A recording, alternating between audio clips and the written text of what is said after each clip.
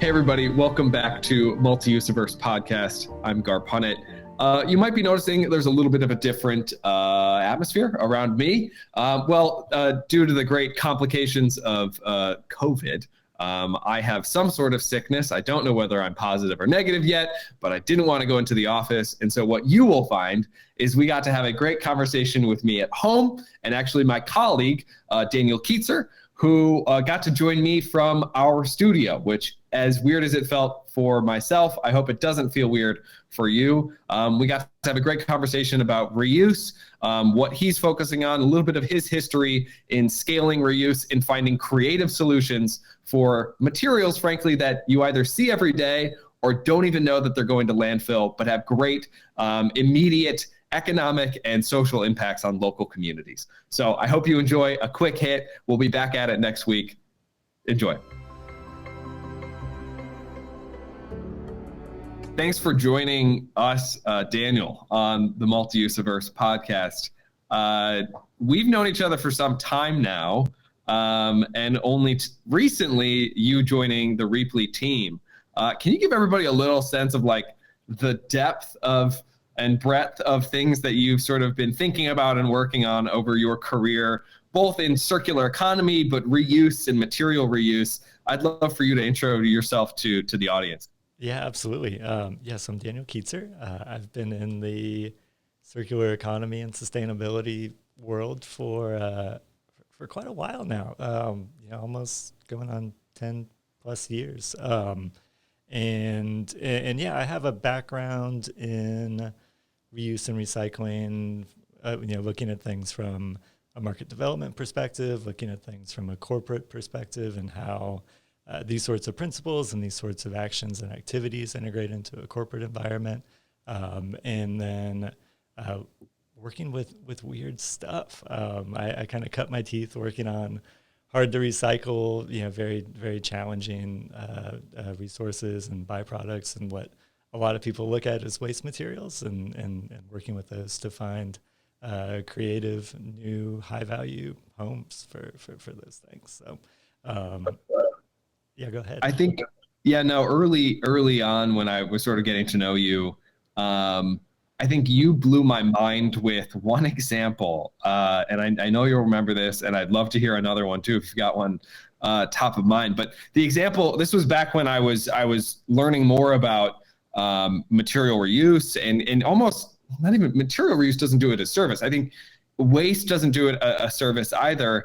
It's materials that people don't think of as having value, and then finding more valuable out of those materials.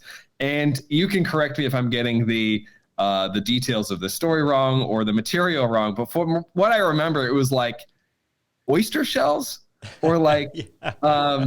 And I swear I use that as a teaching tool to others about like the unknown value of materials, and how there's so much value in visibility of materials. Can you brief people on like what I'm talking about with the oyster shells? Yeah. So I have a personality trait, maybe a personality disorder of not being able to like go gently into learning about new things, and that's both on in my personal life and in my career. But the oyster shells, that was an interesting one. So early on, one of the first projects I ran was with the city of Austin, called the Austin Materials Marketplace, a program for businesses in the city to find new uses for materials that they were being challenged by.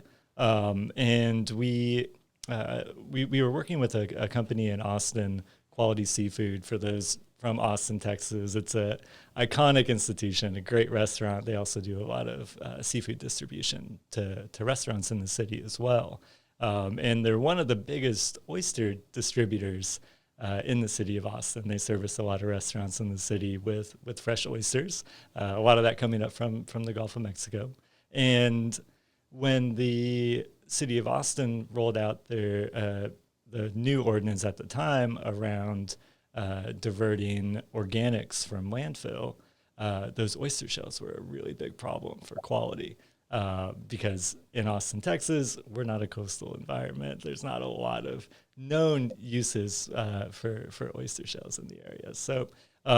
So yeah, I became a little bit of an expert in oyster shells, and we explored a lot of kind of conventional and a whole lot of unconventional uses for those shells. The conventional routes, we're bringing a lot of those back down to the Gulf, and then after they're appropriately sterilized, which just means leaving them out in the sun for a long amount of time, they can go back into the water and they form new oyster reef habitat. So they can be used in that kind of restoration motion.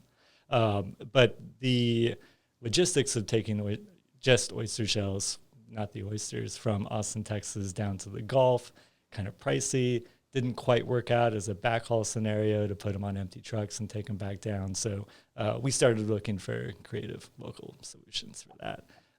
Some of the stuff we explored, oysters are a really great feed supplement for chickens.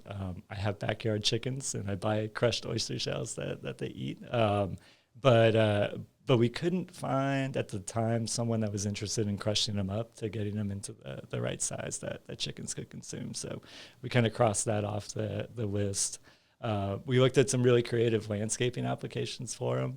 I did a pilot project with a local farm where I loaded up as many boxes of oyster shells as could fit in the back of my tiny pickup truck at the time.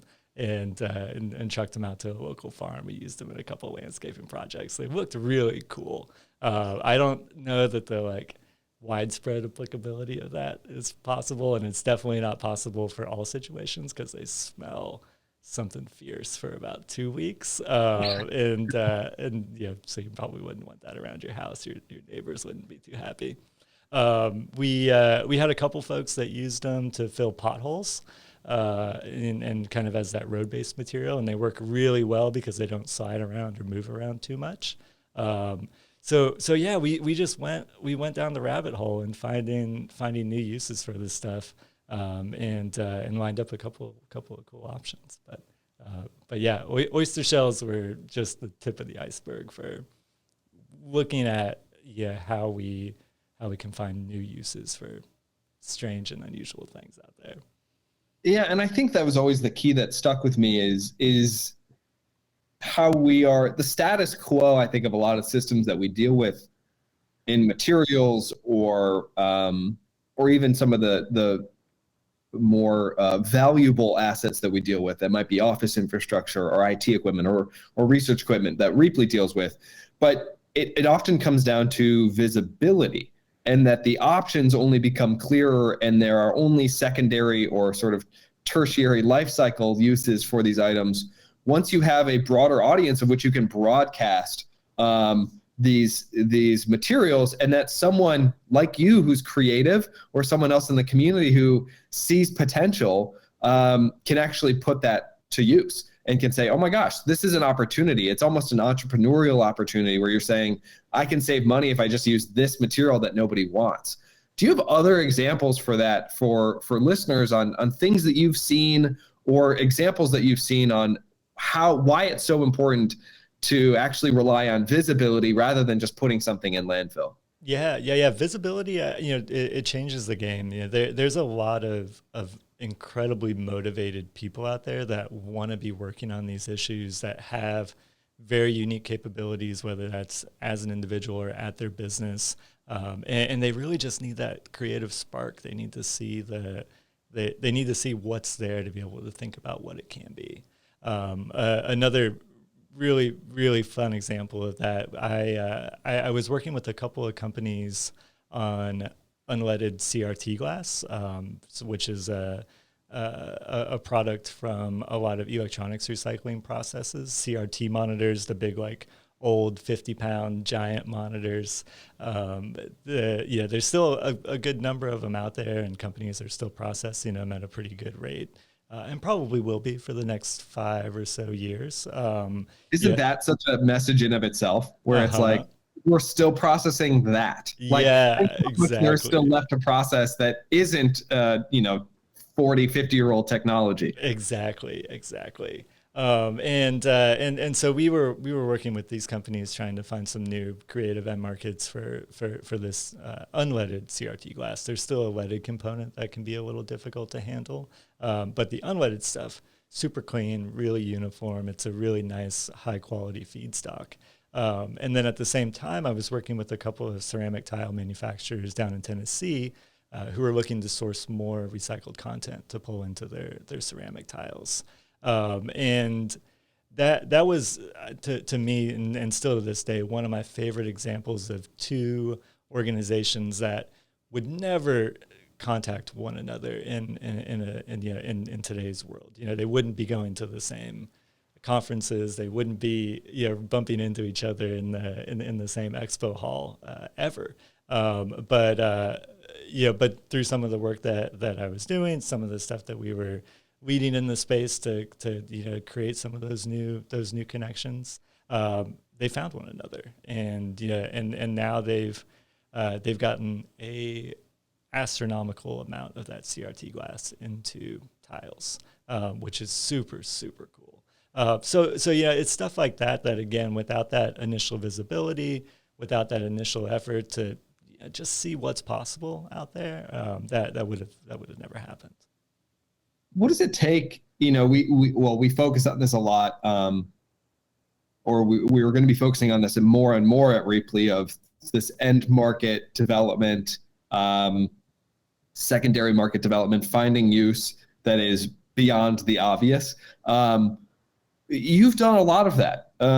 And what does that take in a community? If we're building a roadmap for others who might be listening, and who are curious about that, what does that take for somebody in the community, from a planner to someone who's working in economic development? What have you seen that's really caught traction at some of these communities? Yeah. So where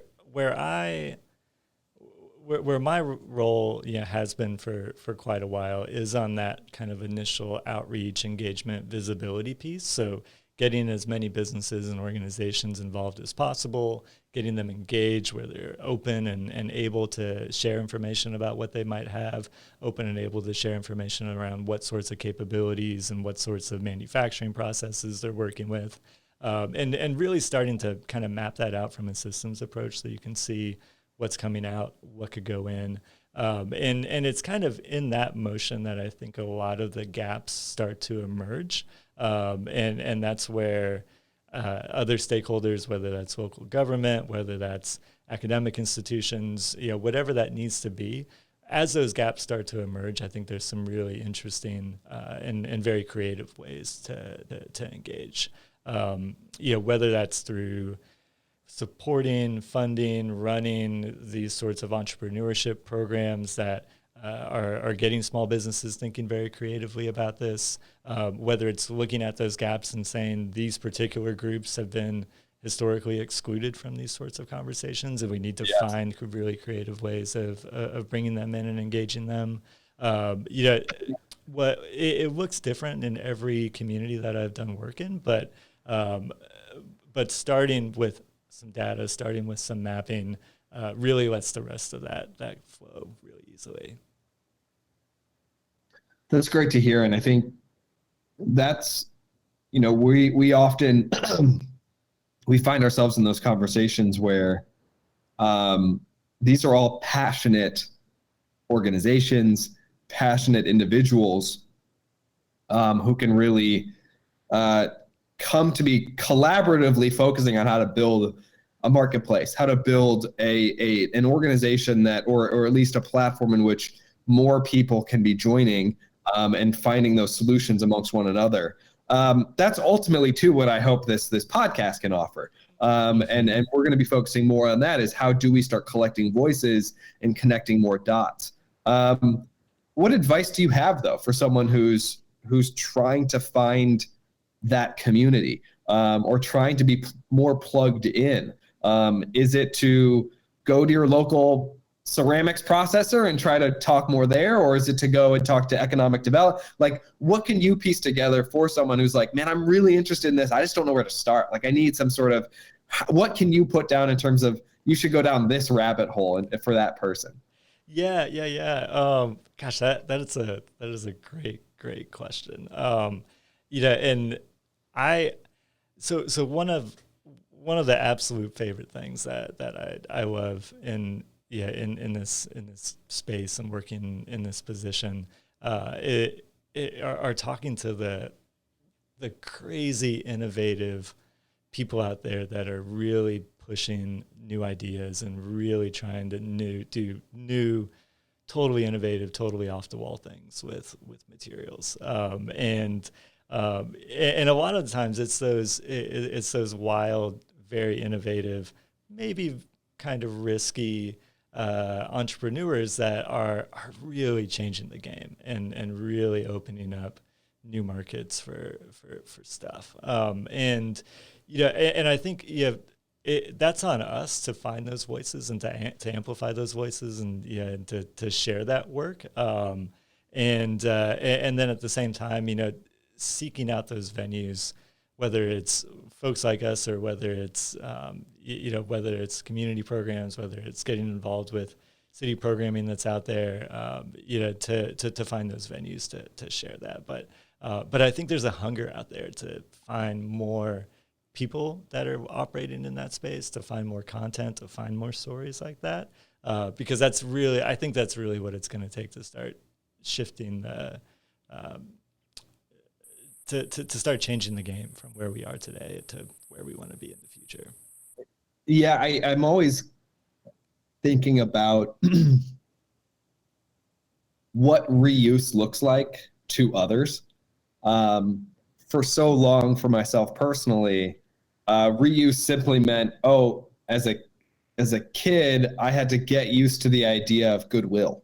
Like that was it. Mm-hmm. And it was like, Mm-hmm. oh yeah, that makes sense. That'll solve the problem. But then as you start to dig more and more, then it becomes, okay, actually there's more to this, in terms of different material streams, different types of assets, whether it's table legs from 500 tables that don't need their legs anymore for some reason. I mean, there are crazy stories like that you always see.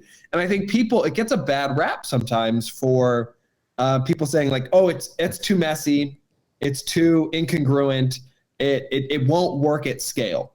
Mm-hmm. And I think that's so easy to point out, but a lot of what I've been thinking about lately is saying, well, nothing works at scale until you've ironed out some of those kinks or ironed out some of the messiness of the problem itself, which is we don't have a system built to solve this problem. And the only solution that we've really created is probably one of the best inventions of all time. You can put it next to the internet and you can put it next to flipping on a switch to getting light. But it's being able to reach out your hand and drop something in a trash can, and it's all of a sudden it's gone from your life. That's the system we're trying to change. Exactly. So of course it's going to get messy. Of course it's hard. And so that's what I'm always, and it's so inspiring to me to see those entrepreneurs that you mentioned that see, and I'm trying to think of some entrepreneurs that you've put me in touch with before, but that see, one comes to mind of biochar. If you'll remember that conversation, where somebody realized biochar, which is, for anybody who's listening, and I don't want to butcher this, but it's fairly scientific and sort of not, is the properties that are available to essentially anything that organic material that you've burned that have certain maybe purifying properties or clarifying properties to waste. What can you help me with in explaining that? Yeah. So biochar wood processed, heated at a very high temperature, in a specialized environment that pulls certain combustibles away and leaves others there in place.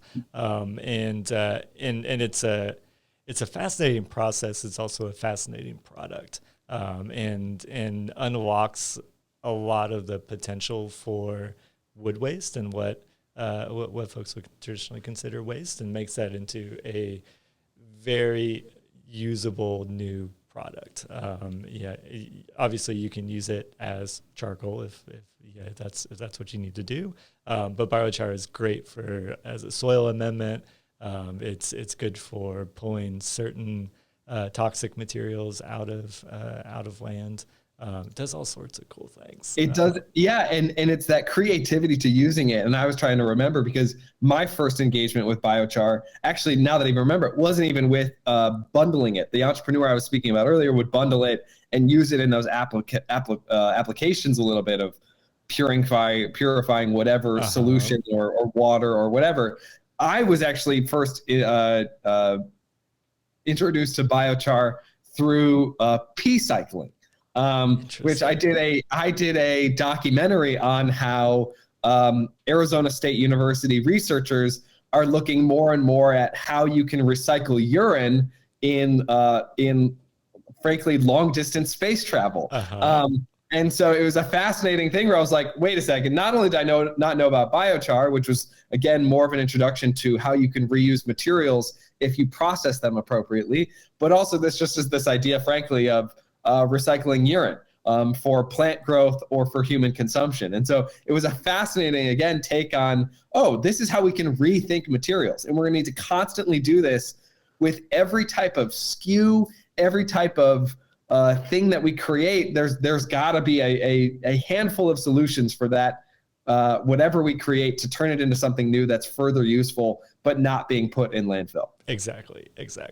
And biochar is also really cool because at the industrial scale, when you're making incredibly large quantities of this, taking in incredibly large quantities of wood products to process, the end markets piece of that becomes so important to the overall business model.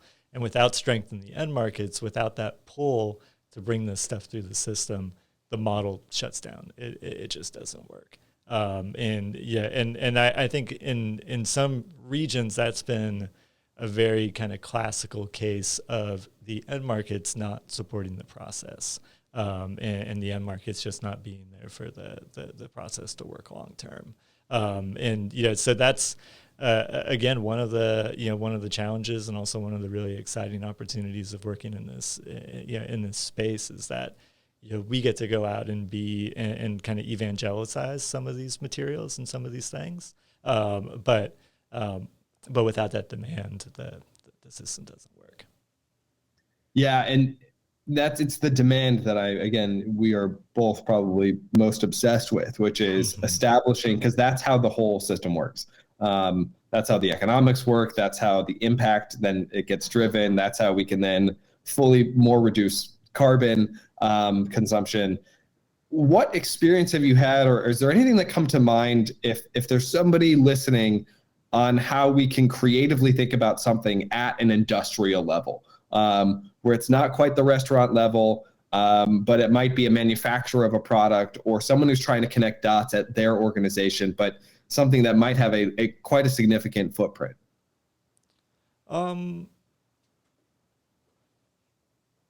Interesting. Can you elaborate a little more on the question? Absolutely. What I'm thinking of too is we had some experiences where we were talking more and more about how industry can come to the table, I guess is what I'm getting at, which is I'm thinking of there was a carton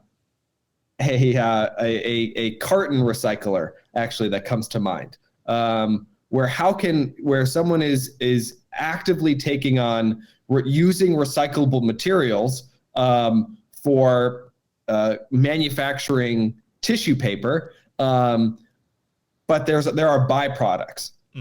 So I guess the root of my question is almost actually, how does someone come, what advice would you have for someone who is coming out of an industrial level impact?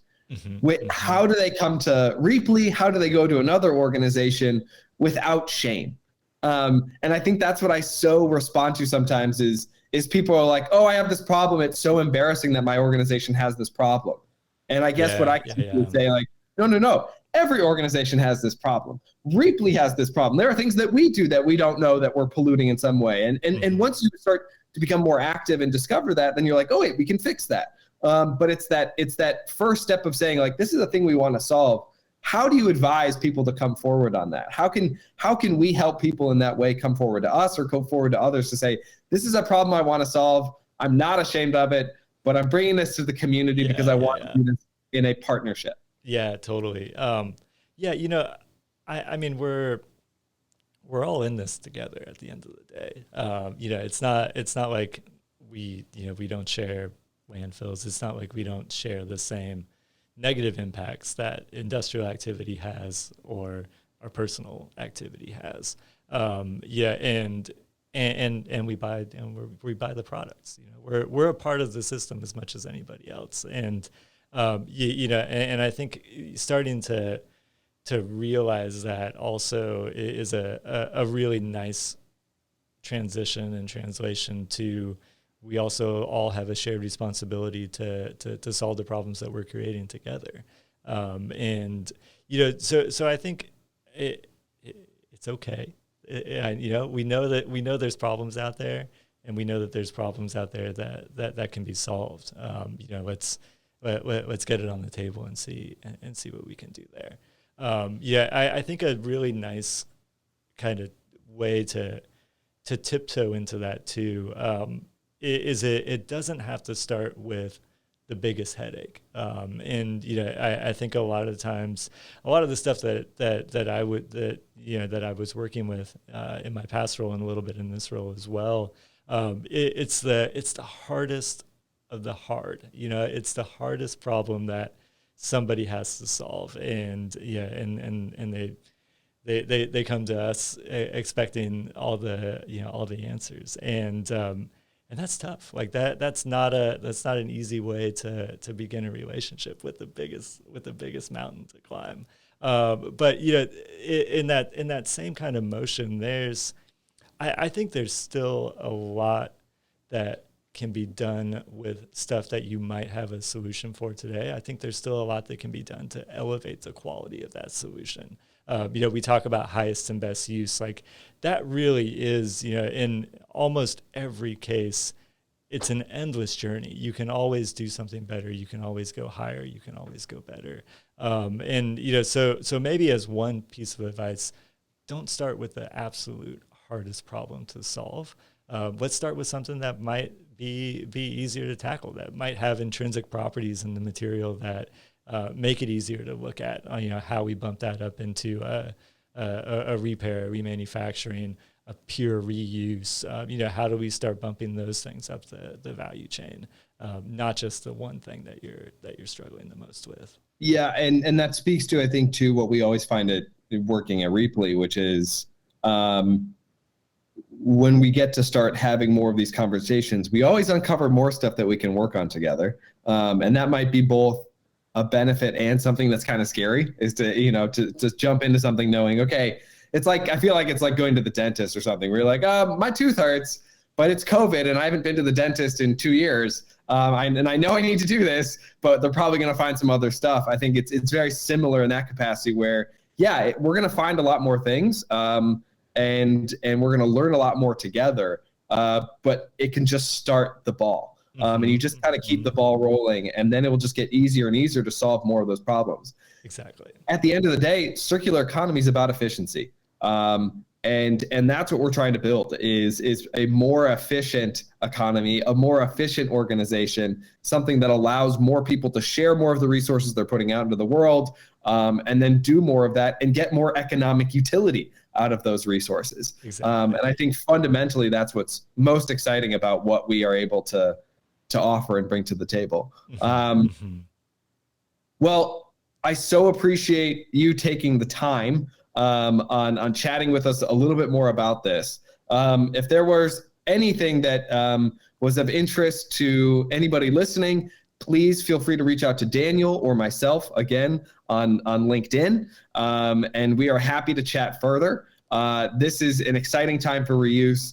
We are here to help and try to guide the conversation, even if we don't have the answers, or even just try to guide the conversation with you if we don't have the answers. So, but thank you so much, Daniel. I will see you in the office tomorrow. Awesome. Thanks, Garr.